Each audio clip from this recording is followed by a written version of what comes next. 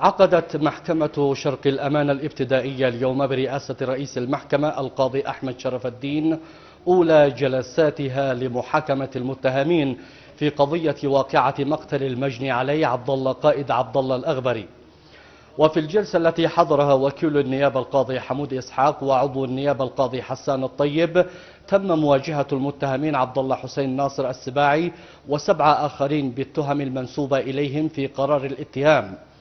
وتضمنت صحيفة الاتهام قيام المتهمين من الأول حتى الخامس بالقتل العمد بطريقة مباشرة المجني علي الأغبري، وقيام المتهمان السادس والسابع بتضليل القضاء بأن غيروا حالة الأشياء المتصلة والمستعملة في الجريمة مع علمهما بذلك.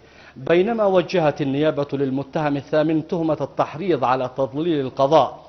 كما استعرضت النيابة العامة قائمة أدلة الإثبات واعترافات المتهمين والتقارير الفنية والتقنية وتقرير الطبيب الشرعي. وطالبت النيابة العامة في الدعوى الجنائية الجسيمة بمعاقبة المتهمين من الأول حتى الخامس بالإعدام قصاصا وتعزيرا، ومعاقبة بقية المتهمين وفقا للإسناد القانوني بقرار الاتهام ومصادرة المضبوطات المتعلقة بالقضية.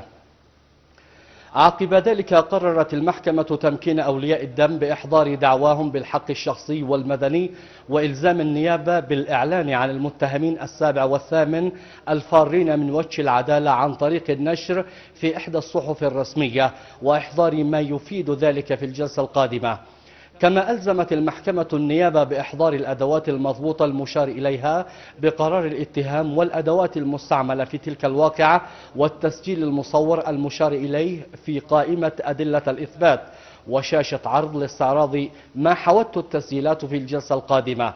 وكذا التخاطب مع إدارة السجن المركزي لتمكين محامي المتهمين عبد الله السباعي ومحمد الحميدي بالجلوس مع موكليهما وتمكينهما مع أولياء الدم بصورة من ملف القضية بما حواه.